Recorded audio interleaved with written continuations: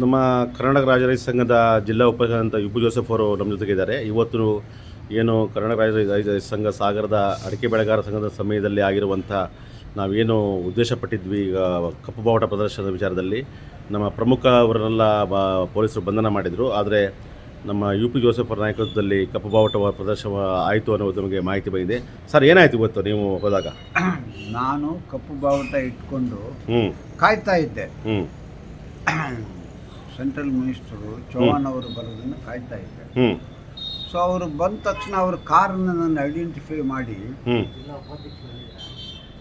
ಕಪ್ಪು ಬಟ್ಟೆಯನ್ನು ಹಿಡ್ಕೊಂಡು ಅವ್ರ ಕಾರ್ ಎದುರಿಗೆ ಕಾರ್ ಹತ್ರ ಹೋಗಿ ನಾನು ಧಿಕ್ಕಾರ ಕೂಗಿ ರೈತ ವಿರೋಧಿ ಸರ್ಕಾರದ ಬಗ್ಗೆ ಧಿಕ್ಕಾರ ಕೂಗಿ ನಾನು ಇದು ಕಪ್ಪು ಬಟ್ಟೆ ಪ್ರದರ್ಶನ ಮಾಡಿದೆ. ಯಾಕಂದರೆ ನಾನು ಭಾಳ ಹಳಬ, ನನಗೆಲ್ಲ ಗೊತ್ತಿದೆ ಇಂಥ ಘಟನೆಗಳು ಎಷ್ಟೆಷ್ಟೋ ಆಗಿದ್ದಾವೆ. ಅದರಲ್ಲಿ ಇವತ್ತು ನಮ್ಮ ನಾಯಕರು ನಮಗಿಂತ ಹಿರಿಯ ವಯಸ್ಸಲ್ಲೆಲ್ಲ ನಮಗಿಂತ ಪ್ರತಿಭಟನೆ ಮತ್ತು ರೈತರ ಬಗ್ಗೆ ಕೆಲಸ ಮಾಡಿರುವಂಥ ತುಂಬ ಹಿರಿಯವರು, ತುಂಬ ಅನುಭವದವರು, ಅವ್ರನ್ನೆಲ್ಲ ಪೊಲೀಸ್ನವರು ಅರೆಸ್ಟ್ ಮಾಡಿಬಿಟ್ಟಿದ್ರು.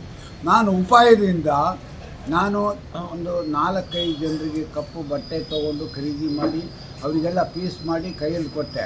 ಬಟ್ ಕೆಲವರಿಗೆ ಅದ್ರ ಬಗ್ಗೆ ಸ್ವಲ್ಪ ಸಂಕೋಚ ಇತ್ತು, ಹೆದರಿಕೆನೋ ಏನೋ ಗೊತ್ತಿಲ್ಲ. ನನಗೆ ಗೊತ್ತಿದೆ ಏನು ಅಂತ.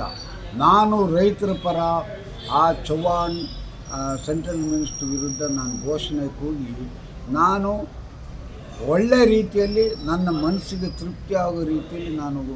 ಸರ್, ನಿಮಗೆ ಪೊಲೀಸರು ಯಾವಾಗ ಬಂಧನ ಮಾಡಿದರು?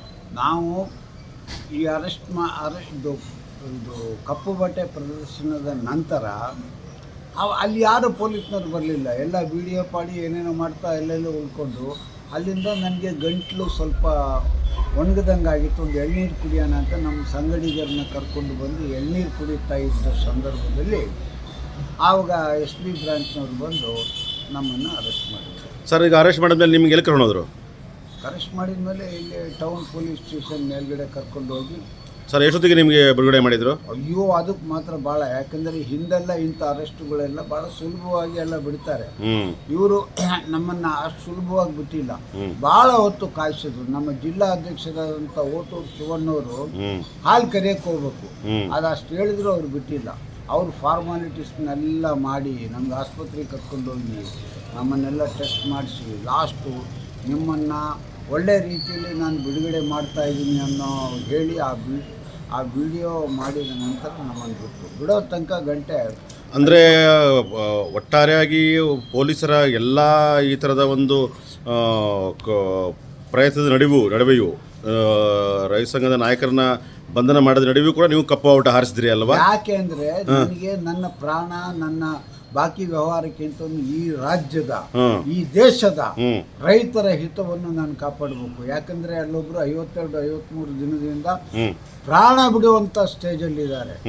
ಸರ್ಕಾರಕ್ಕೆ ಅದ್ರ ಬಗ್ಗೆ ಏನಾದ್ರೂ ಚಿಂತನೆ ಇದೆ, ಏನೂ ಇಲ್ಲ ಅಂತ ನನಗನ್ನಿಸಿ ಅದು ಮತ್ತೆ ಕರಾಳ ಕಾಯ್ದೆಯನ್ನು ಮಾಡಿ ಅದನ್ನು ವಾಪಸ್ ತಗೋತೀನಿ ಅಂತ ನಮ್ಮ ದೇಶದ ಪ್ರಧಾನಿಯವರು ಮಾತು ಕೊಟ್ಟು ಅದನ್ನು ಮಾತಿನಂತೆ ನಡ್ಕೋತಾ ಇಲ್ಲ. ಅವರು ಅದನ್ನು ವಾಪಸ್ ತಗೊಳ್ಳೋಕ್ಕೆ ಅವರು ಹಿಂದೇಟಾಗ್ತಾ ಇದ್ದಾರೆ. ಇದು ಎರಡರ ವಿರುದ್ಧ ನನ್ನ ಪ್ರತಿಭಟನೆ ಇವತ್ತು. ನಿಮ್ಮ ಈ ವಯಸ್ಸಿನಲ್ಲಿ ಇರುವಂಥ ಹೋರಾಟದ ಕಿಚ್ಚಿನ ಬಗ್ಗೆ ಸಂತೋಷ ಆಗುತ್ತೆ.